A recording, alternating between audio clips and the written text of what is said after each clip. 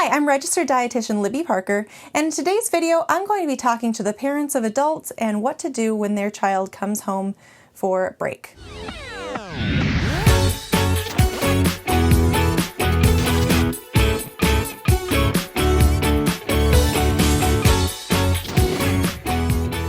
So around this time of year, the holidays, a lot of my young adult clients, whether they're college students or out living on their own, go back and visit family, parents, other relatives.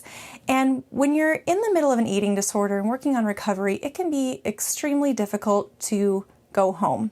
There's a few different reasons for that I'll go over in this video, as well as some things that you as the parents or family members can do to help your young adult rather than hinder them. So some problems that come up when young adults are going home is that if they've been working on recovery outside of the home, number one, maybe a lot of their support systems are gone. So if they're seeing a therapist, dietitian, doctor, psychiatrist, if that's not where they are, currently living when you're back home with family or at a relative's house, number one, you don't have those support team members around you. So that can be really difficult. Also, home may have been the place where the eating disorder started or a really just triggering situational place for them, whether it's stuff that's happening or memories that are associated. Could be certain family members make it really difficult.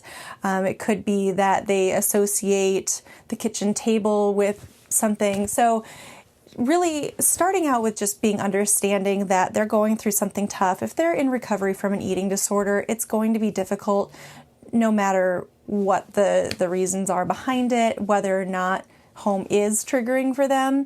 It's just a rough time. So try to be understanding even if you don't understand the eating disorder itself, and just listen. If they want to talk, listen to them. That's going to be the best thing you can do. You don't have to try to fix things, especially if they already are working with a team. So I want to get into a couple things, some do's and don'ts, and I'm not going to cover everything in here. There is a handout that goes along with this video that you can download in the links in the description below, and that will have a lot more information about ways that you can help support your young adult when they come home.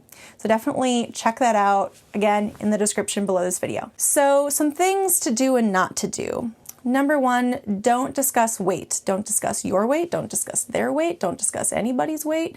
Don't fat shame. That is something that whether or not there's a body image issue or weight thoughts in the person's head with the eating disorder, it's just a good habit to get out of. It triggers somebody, even if it's not that person. And for the most part, eating disorders do have body image issues that go along with them.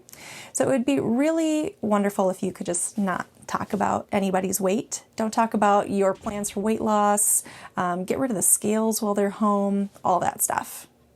And just get rid of the scales in general. Don't comment on what they're eating. If they're working with a dietitian and a therapist, they have a plan. Whether or not they choose to stick to it is their own choice. They're adults, so they need to make the decision of if they're sticking to their meal plan, and chances are you don't really know what that is. Even if you've been really involved in their treatment, it may have changed. So don't make comments on what they're eating, how much they're eating, when they're eating. Like a lot of people need to snack, especially in recovery, but I think most people do. But if that's not something that you and your family do, is snack normally, don't make it an issue if the person with the eating disorder has a snack. That might be a way that they're really learning to tune in and trust their body and listen to those hunger and fullness cues and prevent a binge. Try it for yourself. For gifts, so I've had parents of clients ask me about getting their kids like fitness trackers for Christmas and things like that, and that is a horrible idea.